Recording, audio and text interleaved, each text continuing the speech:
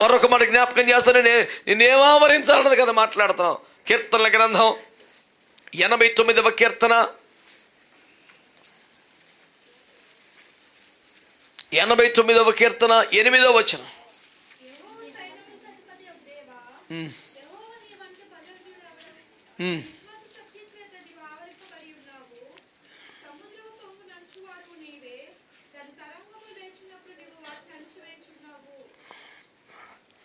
దేని చేత ఆవరించబడి ఉన్నాడంట? హల్లెలూయా, హల్లెలూయా. ఒక మంచి మాట జ్ఞాపకం చేస్తాను దేవుని బిడ్డలారా. దేవుడు దేని చేత ఆవరింపబడి ఉన్నాడట? నీ విశ్వాస సత్యముల చేత. ఆమేన్. ఇప్పుడు ఈ మాట మనం తీసుకుందాం. సత్యము చేత ఆవరింపబడాలి అనండి. భూమి మీద ఎక్కువ అబద్ధాలే ఉన్నాయండి. మీరు ఒప్పుకున్నారో లేదో మరి? ఏమున్నాయి భూమి మీద ఎక్కువ?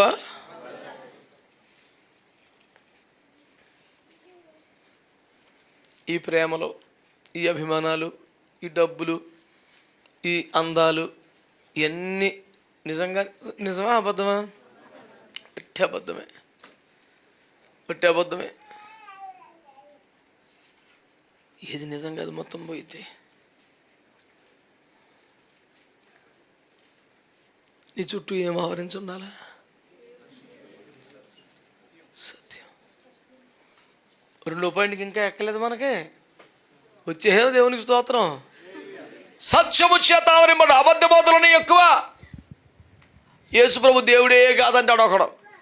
దేవుని కుమారుడు అనాలి కానీ దేవుడు అంటే దేవుడు ఫీల్ అయిపోతాడు అంటాడు. మరి ఆయన ఎవరు ఈయన ఎవరు రాని ఆయన? వీడు సంతలోకి వెళ్ళిపోయి 3 వాటాలు వంకాయలు తెచ్చుకునే రకం ఒకటి. వీడు ఆ రకం అలవాటు అయిపోయి వీడు ఏమంటాడు? యేసుప్రభుని కూడా 3 ముక్కలు చేసేసాడు. త్రియేక దేవుని ఐక్యతను గురించి, ఏకత్వమును గురించి కొన్ని 100 సార్లు 1000 సార్లు మాట్లాడి ఉన్నాం. మళ్ళీ కొత్తగా చెప్పాల్సిన పని లేదు. ఎన్నిసార్లు తిన్నా పరగడిపే అన్నట్టు ఎన్నిసార్లు చెప్పినా మర్చిపోయేవాడు కోసం ఒక మాట అంటున్నాను. ప్రాణాత్మ దేహాలు నాకు 3 ఉన్నాయి కాబట్టి 3 జఫన్యాలు కాదు. 3 కలిస్తేనే ఒక జఫన్య. ఏ ఒక్కటి లేకపోయినా అపరిపూర్ణమైన సంపూర్ణం కాదు. తండ్రి, కుమార, పరిశుద్ధాత్మల యొక్క త్రియేక దేవుడు ఆయన. త్రిమూర్తులు కాదని మనవి చేస్తున్నాను. యేసు ప్రభుని అలా వర్ణించకూడదు, అలా విభజించకూడదని కోరుతా ఉన్నాను. దేవునికి ఒక స్తోత్రం చెప్పండి. హల్లెలూయా. తింటే చచ్చిపోతామని సత్యం. మీరు సావనే సావరన్నది అబద్ధం. సత్యమైంది కఠినంగాను, ఆ దుర్మార్గమైందేమో చాలా, అబద్ధమైందేమో చాలా హాయిగాను ఉంటుంది మనసుకి. మీరేమీ చావరు, మీరు బాగుంటారు అన్నమాట ఎంత బాగుంది. చచ్చిపోతావు అన్నమాట దుర్మార్గంగా ఉంది. కానీ ఇది నిజం, అది అబద్ధం. ఎట్ట బతికేది ఇప్పుడు చెప్పు? అబద్ధ బోధలేమో చాలా సౌకర్యవంతంగా హాయిగా ఉంటాయి. సత్యమైన బోధలు కఠినంగా, దుర్మార్గంగా, కిరాతంగా అనిపిస్తాయి. కనుక నువ్వు సత్యములో ఉండాలి, సత్యముని ఆవరించి ఉండాలి. బహుదూరమైన ఎంతో లోతుగున్న వాక్య సారం సత్యం అనే పాట నాదో ఒకటి ఉంటుంది. ఆ బుట్టపిల్ల పాడింది ఏం పేరు? జేసి. ఆ బుట్టపిల్ల పాడిన పాట ఉంటుంది, వినండి ఒకసారి. అందులో ₹1,00,00,000 ఉపదేశం ఉంది. ఏది మాయో, ఏది సత్యమో, ఏది నిక్కమో, ఏది నీతో మొత్తం లిస్ట్ కట్టేసి నీసు రక్తం ఏం చేయము. బంధాలన్నీ మాయే, అన్ని దేహము కూడా మాయే అని చెబుతూ సత్యమైంది కేవలం మన జీవితంలో. ఇది లిస్ట్ అవుట్ చేశాను. అందులో ₹1,00,00,000 మాట చోటు చెప్తాను, మీకు మనసులో కడుపులో పెట్టుకోండి.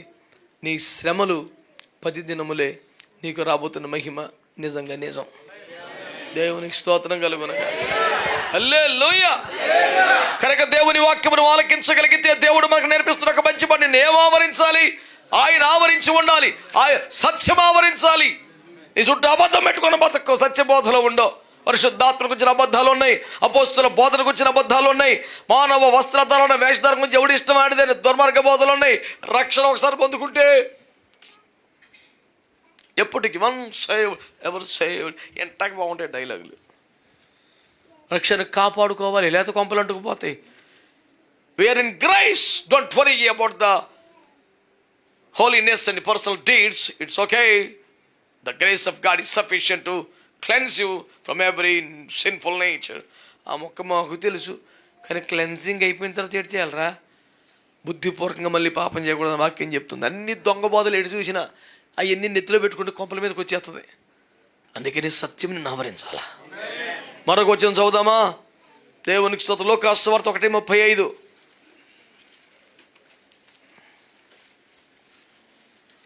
పాపం ప్రతి రెఫరెన్స్ తీసేస్తున్నారు పిల్లలు, కానీ వాళ్ళకి ఏది దొరుకుతలేదు.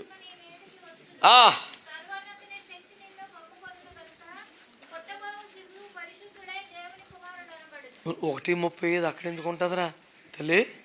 లోక 1:35 ఇటే ఈ చివరికి వచ్చేస్తుంది అంతే. యేసు రక్తం వేసి చెప్పు ఏంటంట? సర్వోన్నతుని శక్తి నిన్ను కమ్ముకుంటుంది. స్తోత్రం చెప్పండి. లోకాసు వార్త 1:35 ఏం కమ్ముకుంటుంది మనల్ని? కొంతమందికి వాక్యం అంటే ఇష్టం, దేవుడు అంటే ఇష్టం, పరిశుద్ధాత్మ అంటే కోపం. అది ఎటు అర్థమవుతుంది? నీ హెడ్ నాలెడ్జ్ రోజు రోజుకి మనిషి చిక్కిపోతే హృదయం తగ్గిపోయి నెత్తి లావు అయిపోతుంది ఒకటికి. మేము ఇంటర్మీడియట్ డిగ్రీ చదివే టైంలో ఈ కంప్యూటర్ల గురించినటువంటి ప్రచారంలో ఇంటెల్ అనేది ఆ సాఫ్ట్వేర్ గురించి ఈనాడు పేపర్ తీస్తే, వార్త పేపర్ తీస్తే అప్పటికి సాక్షి లేవు, ఆ రెండు బాగా తిరుగుతుండేవి. చిన్నప్పుడు ఉదయం పేపర్ ఉండేది, పోయింది. ఈనాడు వార్త రెండు బాగా తిరిగాయి.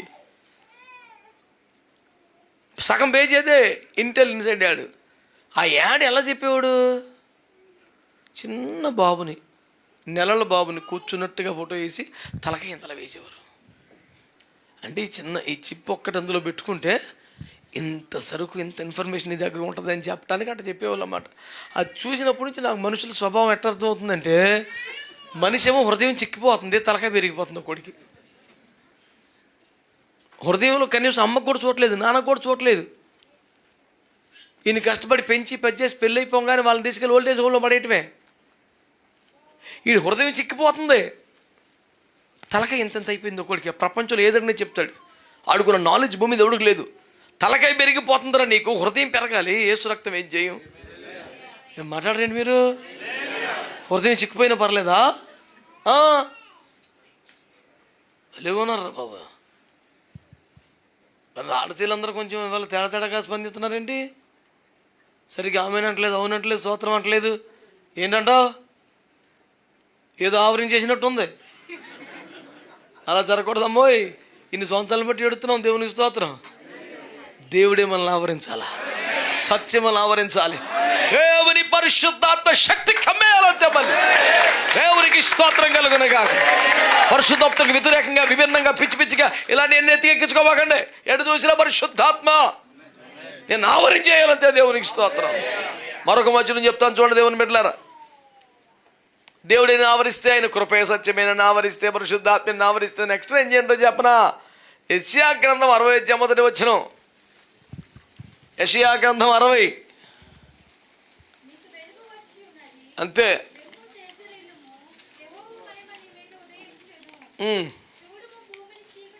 దేవునికి స్తోత్రం కలుగునగా. హల్లెలూయా. లెమ్ము తేజరిల్లుము, నీకు వెలుగు వచ్చియున్నది. యెహోవా మహిమ నీపై ప్రకాశముగాను దయించే. ఈ పాటలు ఇప్పుడు భక్తులు ఎవరికి రావట్లేదు నాయన. ఎక్కడ లెమ్ము అని కనపడుతుంది ఇదే అనుకుని నేను కంగారు పడిపోతుండే, అది వేరే. ఎంత అద్భుతంగా ఉండేదండి. దేవదారు సరళ గుంజి చెట్లు నాలయమునకు తేబడును, నాదు పాద స్థలము మహిమా పరచెదను. హల్లెలూయా. తీరిగ్గా ముచ్చట చెప్పినట్టు ఉండేది పాట పాడితే. మళ్ళీ ఎక్స్ప్లెనేషన్ అవసరం ఉండేది కాదండి. ఇప్పుడేమో ప్రతి అక్షరానికి ఆగి యాక్చువల్గా అని చెప్పాల్సి వస్తుంది, ఎందుకంటే అర్థమవుతలేదు కదా. నిన్ను శాశ్వతమైన శోభాతిశయముగా చేతు, బహుతరములకు సంతోష కారణముగా చేసేదను. మళ్ళా ప్రసంగం చేయాల్సిన అవసరం లేదు. వినగానే మొదటిసారి వినేవాడు కూడా ఉపదేశం అర్థమైపోయి దేవునికి స్తోత్రం కలుగును గాక. పాట అయిపోయి ఆల్టర్ కలిస్తే జనం వచ్చేసే పరిస్థితి ఉండేది. దేవునికి స్తోత్రం కలుగును గాక.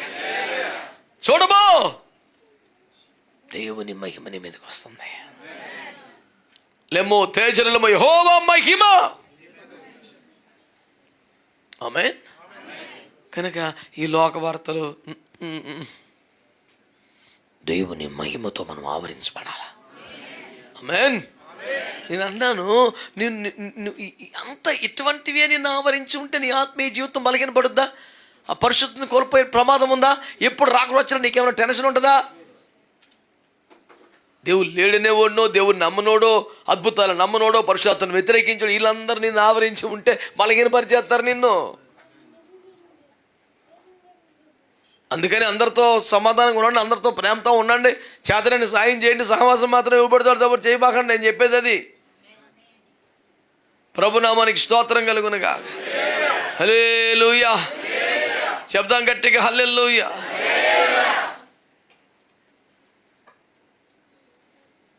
ఇంకొక మాట చదివి ఇప్పటికి సెలవు పెడదాం. లోకా సువార్త 17వ అధ్యాయం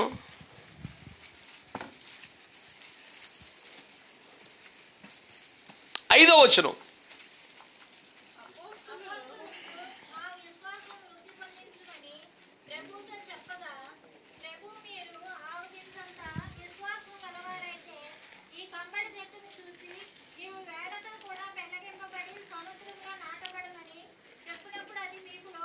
ఒక్క నిమిషం ఆగండి నాన్న, ఒక్క నిమిషం.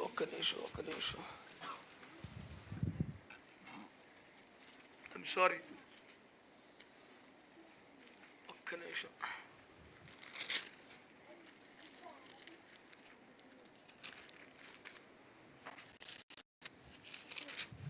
Just a minute, I'm so sorry.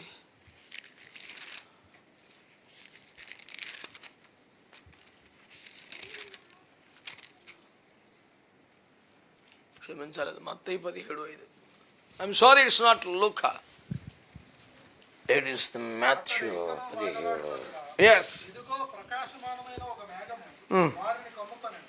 ఇదిగో ఈయన నా ప్రియకుమారుడు, ఈయన యందు నేను ఆనందించుచున్నాను. ఆమేన్. రూపాంతరపు అనుభవంలో మీకు ఈ సన్నివేశం గుర్తుండే ఉంటుంది కదా. శిష్యుని యేసును వెంట పెట్టుకుని పర్వతం మీద తీసుకెళ్ళడం, కొండ మీద వారి ఎదుట తన్ను తాను మహిమ పరుచుకులను, రూపాంతరపరచబడిన రాసిన మాటలు. ఒక మేఘం వచ్చి వారిని ఆవరించిందంట. ఇందాక మహిమ గురించి చెప్పావు కదా, మళ్ళీ ఇది ఎందుకు చెప్పావంటావేమో. క్రైస్తవుడు సంఘము మహిమ కలిగిన సంఘమని, సంఘము మీద మహిమ నిలిచి ఉంటుందని. ప్రత్యక్ష గుడారం కట్టినప్పుడు మహిమ దిగి వచ్చిందా లేదా? ప్రత్యక్ష గుడారం లోపల మందస్సు మీదకి మహిమ వస్తుందా రాదా? కనుక మహిమ దిగి రావటం అంటే మనము, మన జీవితం, మన సేవ అంగీకరించబడుటకు ఒక సూచనగా మహిమ ఉంటుంది. ఓకే. కానీ మేఘము ఆవరించడం అనేది కొంత అరుదైన సబ్జెక్టు, కొంత అరుదైన సందర్భం, ఒక ఉన్నతమైన నెక్స్ట్ లెవెల్ ప్రత్యక్షతకు సంబంధించిన ఒక చక్కని అనుభవం అన్నమాట. ఎవరిని కానీ ఒక వ్యక్తిని ఒక మేఘం ఆవరించిందంటే ఒక నూతన అద్భుత ప్రత్యక్షత, నెక్స్ట్ లెవెల్ స్పిరిచువల్ లైఫ్లోకి వాళ్ళు ఎంటర్ అవుతూ ఉంటారు. ఇక్కడ జరిగింది అదే. రోజు చూసి యేసు ప్రభు వేరు, ఈరోజు కనపడింది వేరు. వాళ్ళు ఆశ్చర్యపోయి అక్కడ అంటారు, బాబు ఈయన ఎవరు అసలు? మనం అనుకున్న ప్రభు వేరు, ఈయన వేరు.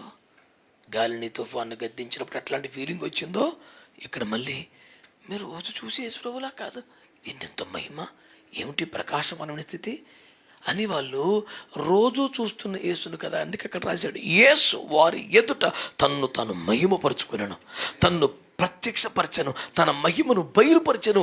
ఇలాంటి మాటలన్నీ కనబడతాయి. దేవుని బిడ్డలారా, ఎలాగైతే మేఘం వారిని ఆవరిస్తే చుట్టుపక్కల ఏముందో అర్థమైందా? ఏం తెలియదు వాళ్ళకి. ఎంత ఒక దేవలోకంలోకి వెళ్ళిపోయినట్టుగా అయిపోయారు వాళ్ళు. జనం మధ్యలో ఉన్నా, ఎంతమందిలో ఉన్నా సరే అలాంటి ఒక మేఘం మనల్ని ఆవరిస్తే నూతన ప్రత్యక్షతలు కలుగుతాయి. రాబో సంగతులు చూడగలుగుతాం, పొందబోయే మహిమను చూడగలుగుతాం. మన ఎదుట సిద్ధపరచబడ్డ భక్తికి ఒక ప్రత్యక్షత మనం పొందగలుగుతాం.